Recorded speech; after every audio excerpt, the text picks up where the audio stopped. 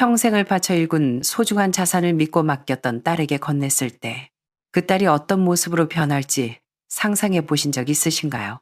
오늘 이야기의 주인공은 우리 주변에서 흔히 볼 수 있는 평범한 어머니입니다. 어느 평범한 오후, 익숙한 골목 어귀에서 그녀는 마른 하늘에 날벼락 같은 장면을 목격하게 됩니다. 눈에 넣어도 아프지 않을 딸, 그리고 믿었던 사위가 그녀 몰래 무슨 짓을 벌이고 있었던 걸까요? 대체 어떤 배신이었기에 온화하던 어머니가 가족을 향해 가장 독한 방법으로 전쟁을 선포하게 만들었을까요? 이것은 선과 존엄을 지키기 위한 전쟁입니다. 함께 지켜보시죠. 인생이 막 지혜의 샘 채널에 오신 것을 환영합니다. 오늘의 이야기를 시작하겠습니다. 제 이름은 임수진. 올해 65입니다. 몇 년 전 남편을 먼저 떠나보내고 평생 몸담았던 공직 생활을 마감하고 은퇴했습니다. 친구들은 저보고 팔자가 늘어졌다고들 합니다. 연금 꼬박꼬박 나오지, 번듯한 집 있지, 거기다 효녀딸 미나까지 있으니 노후 걱정은 없겠다고요. 그럴 때마다 저는 그저 웃어 넘깁니다. 의지라니, 요즘 세상에 자식한테 기댈 생각하면 안 돼. 믿을 건 내 주머니 속 현금이랑 내 명의로 된 집문서뿐이지. 그날 오후였습니다. 오랜 친구인 영숙이 미경이와 함께 우리가 자주 가는 단골 카페에서 수다를 떨고 있었습니다. 시간이 아직 이르다며 미경이가 제안을 하더군요. 수진아, 너희 딸 미나가 하는 옷 가게가 이 근처라며? 우리 안 가본 지도 꽤 됐는데 오랜만에 구경 좀 가자.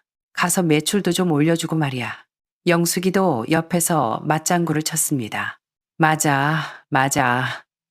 저번에 미나 사업 자리 잡았다고 네가 그랬잖아. 이제야 한시름 놓겠다고. 가자. 네 보물 같은 딸내미 솜씨 좀 보자. 속으로는 기분이 좋았지만 겉으로는 겸손을 떨었죠. 아이고, 솜씨는 무슨. 그냥 입에 풀칠이나 하려고 작은 가게 하나 하는 거지. 젊은 애라 꾸미는 거 좋아해서 옷이니 가방이니 하는 건데 남의 밑에서 눈치 보며 일하느니 작게라도 사장 소리 듣는 게 낫겠다 싶어서 하게 둔 거야. 말은 그렇게 했지만 제 목소리에는 숨길 수 없는 자부심이 묻어 있었습니다. 그 가게 자리는 저와 남편이 젊은 시절 이를 악물고 모은 적금에 친척들 빚까지 끌어모아 겨우 장만한 곳이었습니다. 그때만 해도 이 동네는 그냥 낡은 구도심이었죠. 그런데 20년이 지나면서 옆에 문화예술 단지가 들어서고 지하철역이 뚫리더니 땅값이고 임대료고 로켓을 탄 것처럼 치솟았습니다. 남편은 떠나기 전 제 손을 잡고 말했습니다. 여보, 그 가게는 우리가 미나한테 남겨줄 마지막 보루야. 당신이 잘 지켜줘. 미나가 결혼 후 사위인 장호와 함께 옷가게를 해보고 싶다고 했을 때 남편의 유언 같은 그 말이 떠올랐습니다. 가게를 비워두느니 딸이 쓰게 하는 게 낫겠다 싶었죠. 임대료 이야기는 꺼내지도 않았습니다. 그냥 써라. 대신 기억해라. 이건 내 아빠가 너 든든하라고 남겨준 거니 허투루 쓰면 안 된다. 사위 장호는 입이 귀에 걸려서는 세상에 이런 장모님 없다며 저를 치켜 세웠죠. 저는 친구들을 이끌고 익숙하게 그 골목으로 들어섰습니다. 속으로 미나를 만나면 잔소리나 좀 해야지 생각했습니다. 젊은 애들이라 장사한답시고 끼니 거르기 일쑤니까요. 수진아, 이 골목 맞아? 내가 알던 거랑 좀 다른데. 영숙이가 제 팔을 잡으며 의아한 듯 물었습니다. 고개를 들어보니 저 역시 멍해지고 말았습니다. 분명 눈 감고도 찾아올 골목인데 제 기억 속 아기자기한 간판이 걸려있던 미나 부티크는 온데간데 없었습니다. 대신 그 자리에는 검은 바탕에 금색 글씨로 휘갈겨 쓴 거대한 간판이 걸려 있었습니다. 정수유신. 인문학클럽. 간판은 으리으리했지만 그 위압감이 마치 얼음장처럼 저를 굳게 만들었습니다. 발걸음이 멈췄고 심장이 쿵 하고 내려앉았습니다.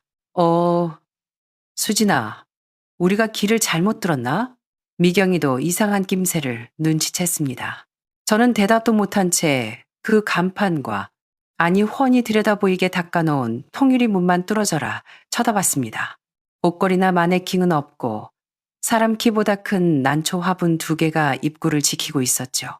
검은 정장을 입은 건장한 남자 몇 명이 문 앞에 서 있는 꼴이 절대 옷 파는 가게는 아니었습니다. 더 기가 막힌 건 가게 앞에 주차된 검은 세단들이었습니다. 차에 대해 잘 모르는 제가 봐도 번쩍번쩍 광이 나는 게 보통 사람들이 타는 차가 아니라는 건 알 수 있었죠. 도대체 이게 무슨 일일까요? 미나의 가게는 어디로 간 걸까요? 머릿속이 하얗게 변해버린 그때 유리문이 열리며 익숙한 실루엣이 걸어 나왔습니다. 얼굴에 기름기가 흐르고 딱 붙는 고급 정장을 입은 남자. 손목에는 금시계가 번쩍거렸습니다. 바로 제 사위, 장우였습니다. 그는 사장님처럼 보이는 중년 남성에게 허리를 90도로 굽히며 배웅하고 있었습니다. 그 얼굴에 띈 미소는 제가 한 번도 본 적 없는 비굴하면서도 의기양양한 표정이었죠. 그는 자기 가슴을 탕탕 치며 정수유심 간판을 가리켰습니다. 마치 자신의 위대한 업적을 자랑하듯이요. 순간 벼락이 정수리에 꽂히는 것 같았습니다. 미나의 옷가게는 왜 내가 모르는 사이에 내가 이해할 수도 없는 클럽으로 변해 있는 거지? 왜 내 사위가 저곳에 주인 행세를 하며 권세가들과 어울리고 있는 건가? 나한테 한마디 상이라도 했나? 남편이 피땀 흘려 남긴 유산이 내 허락도 없이 사위의 사교장으로 전락해버린 겁니다. 수진아, 수진아, 너 괜찮아? 얼굴색이 왜 그래? 영숙이가 제 어깨를 세게 흔들었습니다. 정신을 차려보니 장우가 그 사장님을 차에 태워보내고 있었습니다. 당장 달려가서 멱살이라도 잡고 따지고 싶었습니다. 하지만 발이 땅에 붙은 듯 움직이지 않았습니다. 심호흡을 크게 한 번 했습니다. 안 돼. 여기서 이러면 안 돼. 가화만사성이라 했습니다. 이 나이에 길거리에서 사위랑 멱살잡이하고 싸우는 꼴을 보이면 남들 웃음거리가 될 뿐이고 미나 얼굴에 먹칠하는 짓입니다. 저는 뒤로 돌아 상황 파악이 안 된 친구들의 팔을 끌었습니다. 거의 명령하듯 쉰 목소리로 말했습니다. 가자. 지금 당장 가자. 아니, 저 가게는 가자고. 제 목소리가 크지는 않았지만 거역할 수 없는 단호함이 서려 있었나 봅니다. 친구들은 제 기세에 눌려 더 묻지 못하고 저를 부축해 그 골목을 빠져나왔습니다. 택시 뒷좌석에 앉아 눈을 감았습니다. 한마디도 할 수 없었습니다. 차창 밖 풍경은 빠르게 지나갔지만 제 눈앞에는 그 검은 간판과 사위의 의기양양한 얼굴만 어른거렸습니다. 제 마음은 창밖의 어둠보다 더 빠르게 캄캄해졌습니다. 폭풍우가 몰아칠 것을 예감했습니다. 그리고 이번만큼은 딸을 위한다고 무조건 참아주던 예전의 그 어수룩한 엄마로 남지 않겠다고 다짐했습니다. 택시가 집 앞 골목에 멈췄습니다. 40년 가까이 살아온 낡은 아파트. 친구들이 걱정되어 집까지 바래다 주겠다고 했지만 거절했습니다. 나 괜찮아. 그냥 좀 혼자 쉬고 싶어서 그래. 억지로 웃어 보였지만 울상보다 못했을 겁니다. 무거운 발걸음으로 계단을 올라 열쇠를 꺼냈습니다. 열쇠고리에는 미나가 어릴 때 만들어준 이제는 색이 바랜 맑은 인형이 달려 있었죠. 예전엔 보기만 해도 마음이 따뜻해졌는데 오늘은 그저 비참하게 느껴졌습니다. 현관문을 열자 익숙한 집 냄새와 정막이 저를 반겼습니다. 마치 20여 년 전 남편과 함께 꼬박 부은 적금과 폐물을 팔아 만든 돈으로 그 가게 계약금을 치르던 그날 여름으로 돌아간 기분이었습니다. 종이 한 장에 불과한 등기권리증을 들고 손을 벌벌 떨면서도 우리는 바보처럼 웃었었죠. 남편이 제 어깨를 감싸며 말했습니다. 수진아, 이제 됐다. 무슨 일 있어도 우리 미나 밥 굶을 일은 없겠어. 이 가게가 든든한 백이 되어줄 거야. 안방으로 들어가 서랍 깊숙한 곳에서 낡은 나무 상자를 꺼냈습니다. 가게의 등기 권리증, 그리고 남편이 쓴 편지가 고스란히 들어있었죠. 권리증을 손에 쥐니 종이의 질감이 힘을 주는 듯 했습니다. 휴대전화를 들어 딸 미나에게 전화를 걸었습니다. 한참 만에야 연결된 전화. 수화기 넘어가 시끄러웠습니다. 엄마? 무슨 일이야? 미나의 목소리에 찔리는 구석이 느껴졌습니다. 저는 최대한 평소와 다름없는 목소리로 물었습니다. 별일 아니다. 밥은 먹었니? 요즘 가게는 좀 어때? 먹었지. 가게? 가게야 뭐. 괜찮아. 그냥 저냥이지 뭐. 엄마도 알잖아. 요즘 경기 안 좋은 거. 심장이 바닥으로 떨어지는 기분이었습니다. 딸은 거짓말을 선택했습니다. 치밀어 오르는 화를 누르고 다시 물었습니다. 그래? 오늘 오후에 영숙 아줌마랑 네 가게 근처 지나가다가 한번 들를까 했는데 간판이 안 보이더라. 수화기 너머로 몇 초간 숨 막히는 정적이 흘렀습니다. 당황해서 어쩔 줄 모르는 딸의 모습이 눈에 선했습니다. 어? 어? 엄마가 거기 갔었다고. 미나의 목소리가 하이톤으로 찢어졌습니다. 그래, 간판이 바뀌었더라? 정수유심인가 뭔가 하는 걸로. 미나, 너 옷가게는 어떻게 된 거야? 그게. 딸은 말을 더듬었습니다. 이 친구가 우리 가게 공간 좀 같이 쓰자고 해서 월세 좀 나눠내려고 그냥 샵인샵 개념으로 간판만 잠시 빌려준 거야. 맞아. 샵인샵이야. 엄마 너무 걱정 마. 가게는 내 거야. 세를 줬더라. 샵인샵. 제 목소리엔 감정이 하나도 실려 있지 않았습니다. 그럼 임대료는 제대로 받고 있는 거니? 혼자 가게 하느라 힘든데 월세라도 보태면 좋지. 그럼 당연히 받았지. 미나는 급하게 대답했지만 목소리에 힘이 없었습니다. 엄마, 장호 씨가 다 알아서 잘 처리했어. 참. 엄마 나 지금 손님 와서 끊어야 해. 나중에 다시 걸게. 도망치듯 전화를 끊어버린 딸. 뚜. 끊어진 전화기를 들고 차가운 벽에 기대어 눈을 감았습니다. 딸의 태도를 보니 확신이 섰습니다. 이건 단순한 일이 아닙니다. 오후 내내 여기저기 전화를 돌렸습니다. 동네 아줌마들이 아닙니다. 부동산 중개법인에서 10수년 일한 베테랑 조카에게 전화를 걸었죠. 가정사는 숨기고 지인이 그 문화예술단지 근처에 30평 정도 되는 가게를 가지고 있는데 시세가 궁금하다고 물었습니다. 조카는 신이 나서 정보를 읊어주더군요. 고모님, 거기 지금 완전 핫플레이스예요. 특히 1층 대로 변이면 부르는 게 값이죠. 실거래가 기준으로 말씀드리면 월세 못 받아도 800만 원은 받아요. 고급 레스토랑이나 프라이빗 클럽 같은 게 들어오면 1-0만 원도 거뜬하죠. 800만 원. 이 숫자는 저에게 강력한 무기가 되었습니다. 제 손에 쥐어진 패가 얼마나 강력한지 확인한 셈이죠. 전화를 끊고 다시 미나에게 전화를 걸었습니다. 이번에는 차분하지만 단호하게 말했습니다. 미나야, 이번 주 일요일에 장서방이랑 집에 좀 와라. 할 말이 있다. 엄마, 우리 이번 주에 약속이. 안 돼. 무조건 와. 거절할 틈을 주지 않았습니다. 와서 밥이나 한 끼 먹자. 네 얼굴 못 본 지 오래됐잖아. 엄마가 좀 외롭네. 일부러 목소리에 힘을 빼고 엄마의 외로움을 무기로 썼습니다. 마음 약한 미나는 거절하지 못할 겁니다. 역시나 한참 침묵하던 미나가 기어들어가는 목소리로 대답했습니다. 알았어. 점심때 갈게. 전화를 끊고 냉장고를 열었습니다. 가득 차 있는 식재료를 보니 한숨만 나왔습니다. 요리할 기분은 아니었지만 다가올 일요일의 점심은 평범한 식사가 아닐 겁니다. 일명 홍문연, 살벌한 연애 이될 테니까요. 그래, 차라리 잘 됐습니다.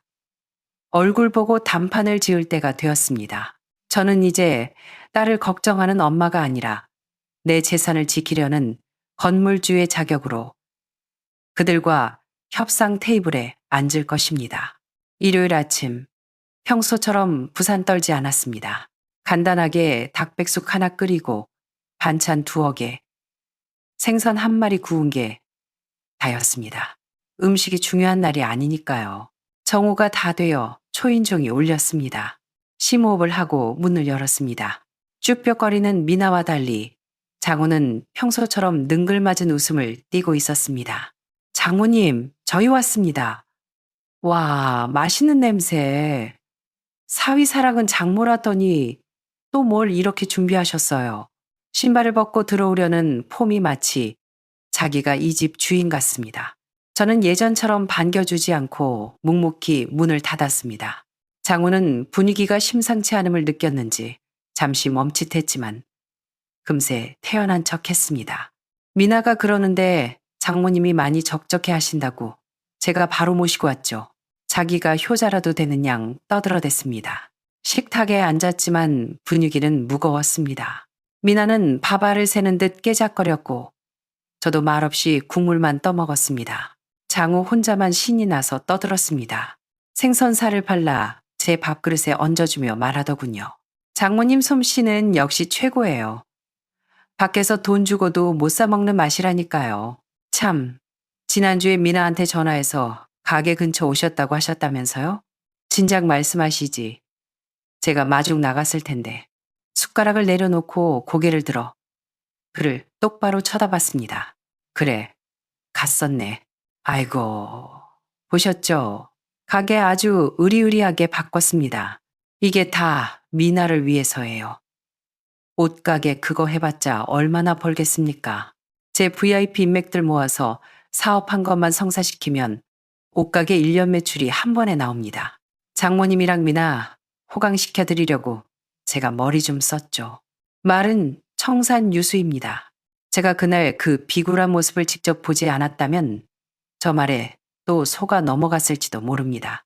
제가 별말이 없자 장호는 제가 납득했다고 생각했는지 더 신이 났습니다. 제 친구들이 얼마나 부러워하는지 모릅니다. 처가 덕에 이런 가게도 없고 복받았다고요. 이게 다 조상님 은덕 아니겠습니까? 장모님이랑 장인어른이 물려주신 거 제가 더 크게 키워보겠습니다. 제가 입을 열었습니다.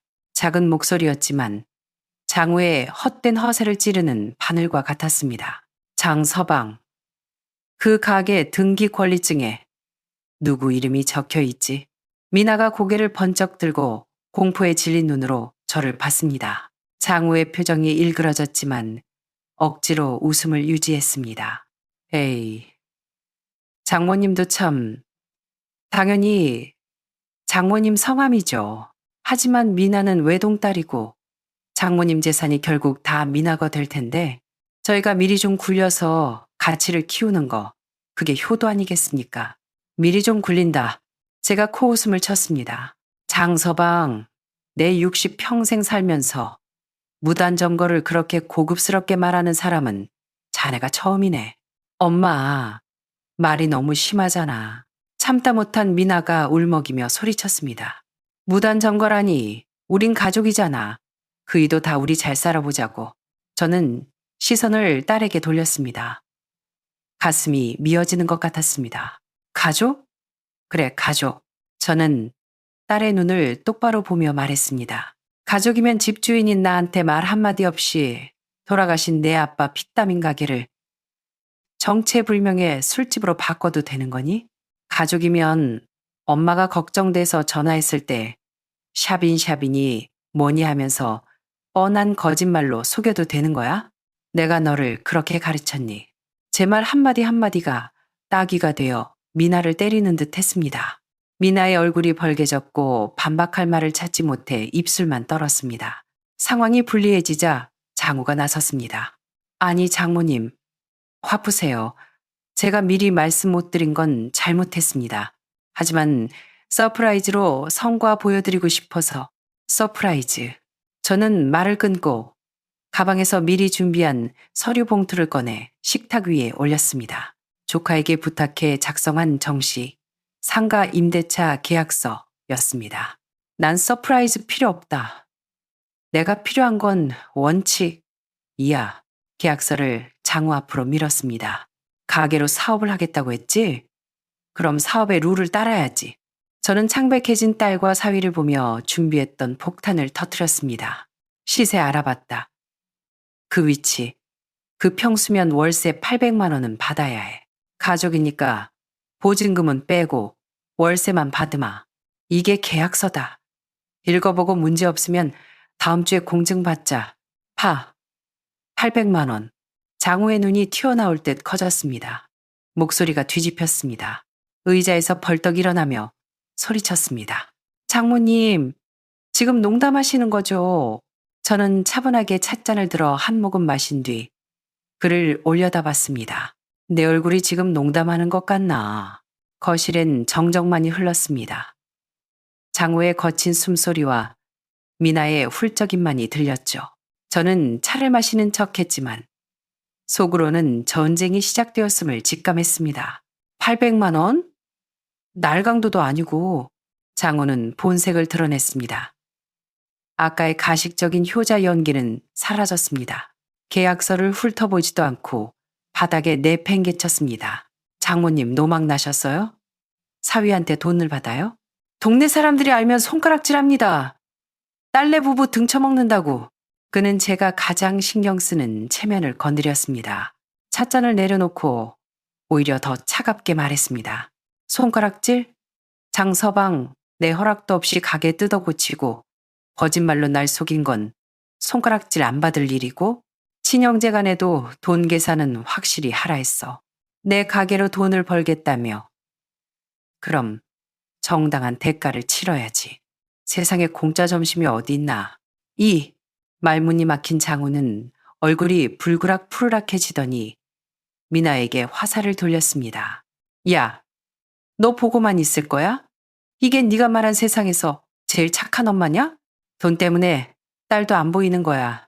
미나는 울음이 터졌습니다. 이러지도 저러지도 못하는 모습이 안쓰러웠습니다. 엄마, 제발 그이한테 그러지 마. 우린 가족이잖아. 800만 원을 우리가 어떻게 내? 딸의 나약한 모습에 화가 치밀었습니다. 미나야, 엄마가 돈 몇 푼 받자고 이러는 줄 아니? 선 가르치려는 거야. 그 가게 네 아빠가 너 지켜주려고 남긴 마지막 울타리야. 그걸 저 사람한테 홀라당 넘겨주면 나중에 너희 사이 틀어지면 넌 뭐가 남니? 뭐요? 사이가 틀어져요? 지금 이혼하라고 저주하시는 겁니까? 장우가 펄쩍 뛰었습니다.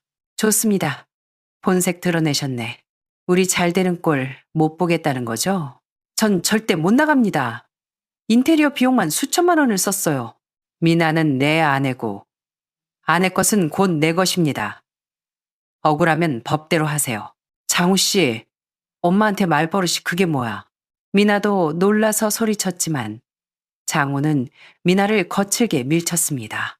미나가 휘청거리며 탁자 모서리에 부딪힐 뻔했습니다. 그 순간 제 안에 뇌관이 터졌습니다. 당장 나가. 제가 벌떡 일어나 현관을 가리키며 소리쳤습니다. 수십 년 만에 처음 지르는 고성이었습니다. 장우는 흠칫 놀라더니 도끼 서린 눈으로 저와 미나를 번갈아 보았습니다. 좋아, 나갑니다. 야, 김미나, 너 안 와? 지금 안 따라 나오면 다신 집에 들어올 생각 마. 미나는 사시나무 떨듯 떨었습니다. 저를 보며 눈빛으로 애원했습니다. 엄마, 가슴이 찢어졌지만 지금 마음 약해지면 딸의 인생은 끝장입니다. 저런 놈에게 평생 끌려다니며 살게 될 겁니다. 미나야, 잘 생각해서 결정해. 방금 저놈이 너한테 어떻게 했는지 봤지? 저런 놈 때문에 엄마를 버릴 거니. 하나, 둘, 장우의 카운트다운이 들렸습니다. 미나는 결국 무너졌습니다. 엄마, 미안해. 울면서 저를 등지고 장우를 따라 뛰쳐나갔습니다. 쾅! 문이 닫히는 소리가 제 가슴을 쳤습니다. 덩그러니 남겨진 식탁 위, 식어버린 백숙과 구겨진 계약서. 저는 의자에 주저앉아 소리 없이 울었습니다. 이 치로는 이겼지만 자식은 잃은 것 같았습니다. 그날 밤 한숨도 못 잤습니다. 내가 너무 몰아세웠나? 후회도 됐습니다. 하지만 물러설 수 없습니다. 여기서 포기하면 내 딸은 평생 기 한 번 못 펴고 살 겁니다. 다음날 아침부터 전화통에 불이 났습니다. 친척들, 동네 지인들. 장우가 벌써 입을 털어놓은 겁니다. 아니, 수진 씨, 돈 때문에 자식들 내쫓았다며. 늙으면 욕심을 버려야지. 사위한테 너무한 거 아니야. 여론을 이용해 저를 굴복시키려는 수작이었습니다. 하지만 그는 한 가지 간과했습니다. 자식을 지키려는 어미가 얼마나 독해질 수 있는지 말입니다. 전화기를 꺼두고 전화번호부를 뒤졌습니다. 남편의 옛 친구이자 이 지역에서 가장 유능한 이 변호사님의 번호를 찾았습니다. 여보세요? 이 변호사님 접니다. 수진이에요. 도와주실 일이 있습니다. 변호사 사무실에 갈 때 저는 아껴두었던 가장 좋은 정장을 꺼내 입었습니다. 머리도 단정하게 빗어 넘겼습니다. 불쌍한 할머니로 보이고 싶지 않았습니다. 전투에 나가는 장수의 마음가짐이었죠. 이 변호사님은 자초지종을 듣더니 책상을 내리쳤습니다. 이런 괘씸한 놈. 수진 씨 걱정 마세요. 법적으로 100% 우리가 이깁니다. 명도 소송 걸면 그만이에요. 하지만 저는 걱정이 앞섰습니다. 변호사님, 저는 소송보다 미나가 걱정입니다. 가정을 깨고 싶진 않아요. 하지만 저놈 버릇을 고치지 않으면 미나가 평생 불행할 겁니다. 변호사님이 안경을 고쳤으며 말했습니다. 수진 씨, 썩은 살은 도려내야 새살이 돋습니다. 지금 마음 약해지면 그게 진짜 딸을 죽이는 길이에요. 자, 전략을 짭시다. 첫째, 내용 증명을 보냅니다. 둘째, 증거를 수집해야 합니다. 그 클럽이라는 거 불법 영업 정황이 보입니다.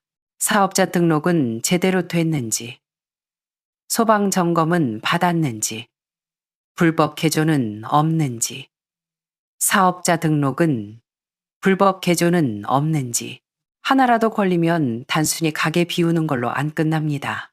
머리가 맑아졌습니다. 그걸 어떻게 확인하죠? 수진 씨 공무원 생활 오래 하셨잖아요.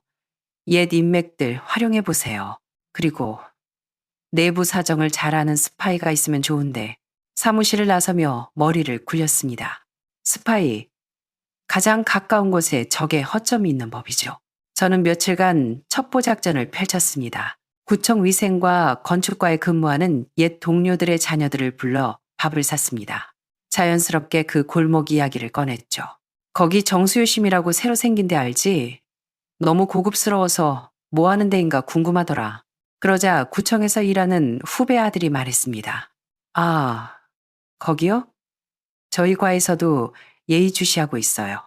인문학 클럽이라더니 실제로는 유흥주점처럼 운영한다는 민원이 있어서요.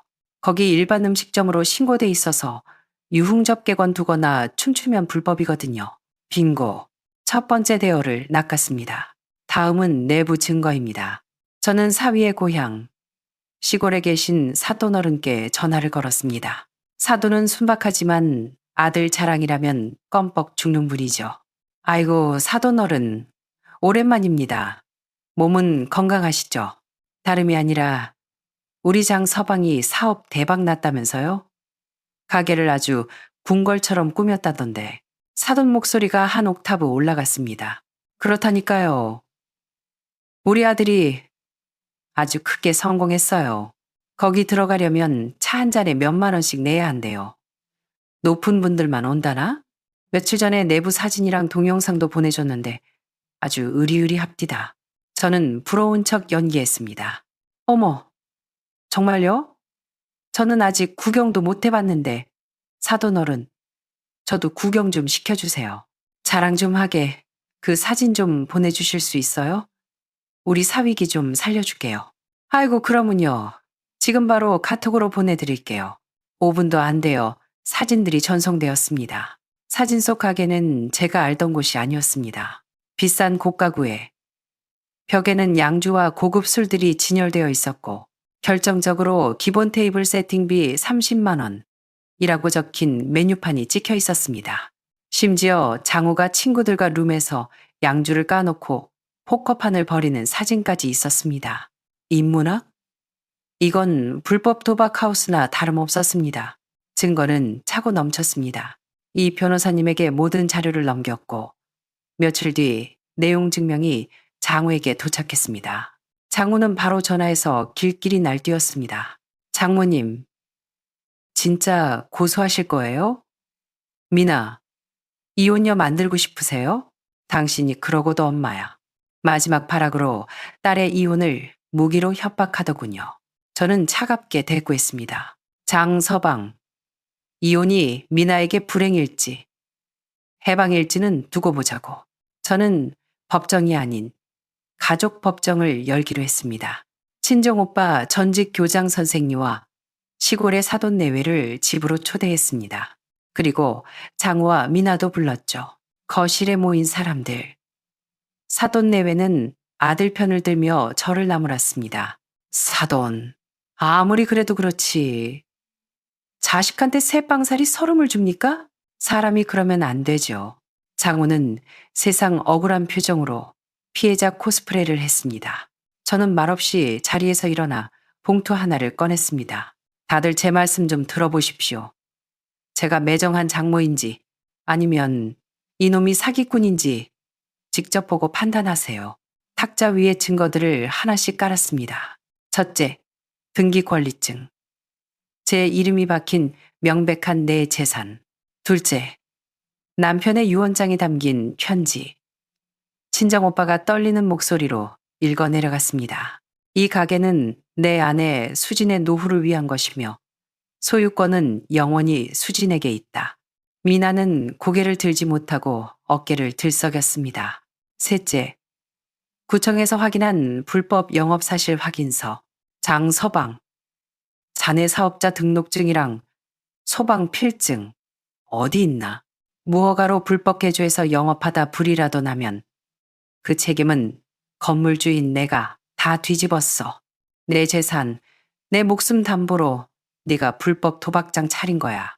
좌중이 술렁거렸습니다. 마지막으로 사돈이 보내준 그 사진들을 쫙 펼쳤습니다. 사돈 어른 아들이 보내준 자랑스러운 사진이 이거죠. 술판, 도박판, 그리고 터무니없는 가격표. 이게 인문학입니까? 이게 건실한 사업이에요. 사진을 본 장우의 아버지가 벌떡 일어나 장우의 뺨을 올려붙였습니다. 이 썩을 놈! 네가 사람 새끼냐? 어미아비 속이고 장모님 등쳐먹어. 사돈 어른은 얼굴이 흑빛이 되어 주저앉으셨습니다. 자랑스러웠던 아들의 성공 신화가 폐륜의 증거가 되어 돌아온 겁니다. 장우는 사색이 되어 변명하려 했지만 입이 떨어지지 않았습니다. 장모님, 그게 아니라 닥치게. 저는 차갑게 자르고 미나에게 다가갔습니다. 바닥만 보고 우는 딸의 손을 잡았습니다. 미나야, 엄마가 돈 때문에 이러는 거 아니란 거 알지? 네가 고른 남자가 어떤 사람인지 똑똑히 보라고 이러는 거야. 이런 사람 때문에 엄마를 버릴 가치가 있니? 미나가 고개를 들었습니다. 눈물 범벅이 된 얼굴로 저를 그리고 비굴하게 떨고 있는 남편을 보았습니다. 그동안의 서름과 자기 기만에서 깨어나는 순간이었습니다. 미나는 벌떡 일어나 장우의 손을 뿌리쳤습니다. 그리고 제가 처음 듣는 단호한 목소리로 말했습니다. 장우 씨, 우리 이혼해. 그 한마디가 상황을 종료시켰습니다. 장우는 빈털터리로 쫓겨나다시피 했고 사돈 내외는 저에게 백배 사죄하고 내려가셨습니다. 며칠 뒤 미나는 집으로 돌아왔습니다. 명백한 유책 사유가 있어 이혼은 속전속결로 끝났습니다. 가게도 되찾았습니다.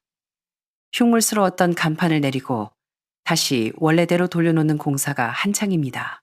어느 맑은 주말, 저와 미나는 텅 빈 가게 앞에 섰습니다. 엄마, 나 이제 어떡하지? 미나는 아직 두려움이 남아있는 눈치였습니다. 저는 품에서 새 임대차 계약서를 꺼내 쥐어주었습니다. 임차인은 김미나, 보증금 없음, 월세는 딸이 감당할 수 있는 아주 저렴한 금액. 어떡하긴 다시 시작해야지. 이번엔 네가 사장이고 난 엄연한 건물주야. 우리 모녀 공과 사는 확실히 하자. 내 아빠가 남겨준 이 공간에서 내 힘으로 당당하게 이러셔. 미나는 계약서를 쥐고 울다 웃었습니다. 그 눈물은 더 이상 나약함의 눈물이 아니었습니다. 희망과 재기의 눈물이었죠. 저는 알 수 있었습니다. 사랑이란 이름으로 눈멀었던 철부지 딸은 이제 없습니다. 제 옆에는 자신의 존엄을 지킬 줄 아는 독립된 한 여성이 서 있을 뿐입니다. 그것이야말로 남편이 딸에게 물려주고 싶었던 진짜 유산이 아니었을까요? 오늘 임수진님의 사연 어떻게 들으셨나요? 가족이라는 이름 뒤에 숨은 탐욕, 그리고 그것을 끊어내기 위한 어머니의 결단. 여러분이라면 사위의 배신을 목격했을 때 어떻게 하셨을까요? 당장 쫓아가 엎어버렸을까요? 아니면 수지님처럼 차분하게 증거를 모아 반격하셨을까요? 그리고 뒤늦게나마 정신을 차린 딸 미나에게도 응원의 한마디 부탁드립니다. 돈과 가족 사이, 그 미묘하고도 어려운 선을 어떻게 지켜야 현명한 것인지 여러분의 지혜로운 생각을 댓글로 남겨주세요. 여러분의 소중한 의견이 힘든 시기를 겪고 있는 누군가에게는 큰 빛이 될 수 있습니다. 오늘 이야기가 마음에 드셨다면 구독과 좋아요, 그리고 알림 설정 부탁드립니다. 저는 다음에 더 삶의 지혜가 담긴 이야기로 찾아오겠습니다. 감사합니다. 우리는 밖으로 뛰쳐나갔습니다. 민준이가 뒤에서 불렀지만 소혜는 집에 있어, 문 열어주지 말고 라고 외치고 달렸습니다. 골목 밖은 어둠뿐이었습니다. 인적은 없었고 가로등 불빛만 길게 늘어져 있었습니다. 남자의 차는 이미 사라진 뒤였습니다. 소혜가 떨리는 손으로 경찰에 전화를 걸었습니다. 여보세요? 방금 노인분이 납치된 것 같아요. 사기 같아요. 저는 가로등 아래 서서 덜덜 떨었습니다. 바람이 차가웠지만 제 가슴 속의 냉기는 그보다 더했습니다. 어르신이 이렇게 끌려간 게 처음이 아닐 거라는 직감이 들었기 때문입니다. 그리고 우리는 그 두 번째 납치의 목격자가 된 셈이었죠. 멀리서 구급차 소리가 들렸습니다. 저는 성환이라고 적힌 사진을 꽉 쥐었습니다. 소혜야, 우리가 찾아야 해. 소혜가 단호하게 고개를 끄덕였습니다. 엄마. 반드시 찾을 거야. 이번엔 절대 혼자 두지 않을 거야. 그날 밤 우리는 서로를 의지하며 어둠 속에 서 있었습니다. 경찰 조사를 마치고 집에 돌아오니 새벽이었습니다. 며칠 동안 저는 뜬 눈으로 밤을 지새웠습니다. 사진 속의 진짜 성환이와 그 가짜 아들의 얼굴이 머릿속에서 계속 맴돌았습니다. 3일 뒤 아침, 토란을 씻고 있는데 전화가 왔습니다. 임추설 씨죠. 파출소입니다. 새로운 정보가 나왔으니 가족분들과 함께 와주세요. 가슴이 철렁했습니다. 찾았나요? 경찰은 잠시 침묵하더니 말했습니다. 일단 오셔서 들으시는 게 좋겠습니다. 경찰서에 도착하자 담당 형사가 심각한 표정으로 말했습니다. 확인 결과 그 남자는 신분을 위조했습니다. 본명은 도지친, 두지인, 사기 전과자입니다. 소혜의 얼굴이 창백해졌습니다. 그럼 어르신 아들이 아니라는 거예요. 네, 아닙니다. 그는 독거노인을 타깃으로 삼아 가족 행세를 하며 의료 기록이나 재산을 가로채는 전문 사기꾼입니다. 저는 현기증을 느꼈습니다. 어쩐지 너무 능숙하고 자연스럽더라니. 그건 효심이 아니라 사기꾼의 노련함이었던 겁니다. 민준이가 작은 목소리로 물었습니다. 할머니, 그럼 그 아저씨 나쁜 사람이에요. 저는 목이 메어 말을 할 수 없었습니다. 소혜가 아이를 안아주며 말했습니다. 나쁜 사람이야.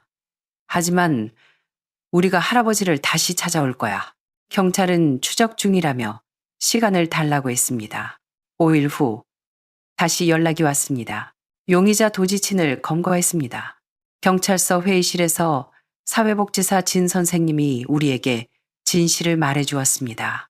양덕천 어르신의 진짜 사연을 확인했습니다.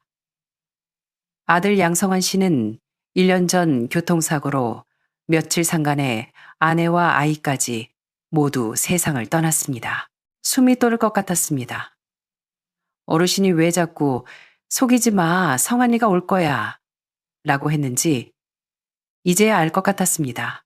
그건 치매 때문이 아니라 인정할 수 없는 고통스러운 기억 때문이었던 겁니다. 그 충격으로 치매가 오셨고 혼자 계시다가 사기꾼의 표적이 되신 겁니다. 놈은 어르신을 감금하고 이용했습니다. 그날 비 오는 날 탈출하신 게 기적이었어요. 그리고 탈출해서 만난 사람이 바로 임추설 씨였고요. 복지사가 부드럽게 덧붙였습니다. 두 분이 신고해주지 않으셨다면 어르신이 지금 어디 계실지 아무도 몰랐을 겁니다. 정말 생명의 은인이세요. 저는 떨리는 목소리로 물었습니다. 지금 어르신은 어디 계세요? 병원에서 안정 취하고 계십니다. 깨어나자마자 하신 말씀이 임추설 씨를 보고 싶다고 하셨어요. 눈물이 핑 돌았습니다. 진짜 성환이는 사진 속에만 남았지만 어르신은 이제 진짜 가족을 필요로 하고 있었습니다. 어르신의 상태가 호전된 후 병원을 찾았습니다. 창가에 앉아 햇살을 받고 있던 그가 우리를 보고 천천히 미소 지었습니다. 주설 씨, 왔어. 그 한마디에 며칠간 짓눌려 있던 마음의 짐이 녹아내렸습니다. 연고자가 아무도 없다는 사실을 확인한 후 복지사가 물었습니다. 혹시 가족분들이 동의하신다면 어르신을 모시고 함께 지내실 수 있을까요? 저희가 지원해 드리겠습니다. 저는 소혜를 보았습니다. 딸은 망설임 없이 고개를 끄덕였습니다. 엄마, 이미 우리 가족이잖아. 그렇게 우리 집은 다시 북적이기 시작했습니다. 아침엔 어르신이 화분에 물을 주고 오후엔 민준이 숙제를 봐주시고 비록 말없이 앉아만 계시지만 저녁엔 사명이 식탁을 꽉 채웁니다. 소혜의 잔소리, 민준이의 웃음소리, 그리고 어르신의 조용한 숟가락질 소리. 어느 날 저녁 어르신이 불쑥 제 손을 잡으며 말했습니다. 여기가 집 같아. 저는 손을 마주 잡으며 말했습니다. 집 같은 게 아니라 여기가 진짜 어르신 집이에요. 저는 제가 외로운 노인을 구했다고 생각했습니다. 하지만 결국 우리를 구한 건 어르신이었습니다. 저의 외로움을, 딸의 이혼의 상처를, 손자의 빈자리를 채워준 건 바로 그분이셨으니까요. 임추설 씨와 덕천 어르신의 이야기 어떻게 들으셨나요? 낯선 타인끼리 맺어진 깊은 가족에 감동하면서도 한편으로는 노인을 노린 그 치밀한 사기 행각에 소름이 돋기도 합니다. 이 이야기는 신뢰가 점점 귀해지는 이 시대에 우리가 어떻게 선한 마음을 잃지 않으면서도 스스로를 보호해야 할지 깊은 질문을 던집니다. 만약 여러분이 임추설 씨였다면 그 비 오는 날 낯선 노인을 위해 선뜻 문을 열어줄 수 있었을까요?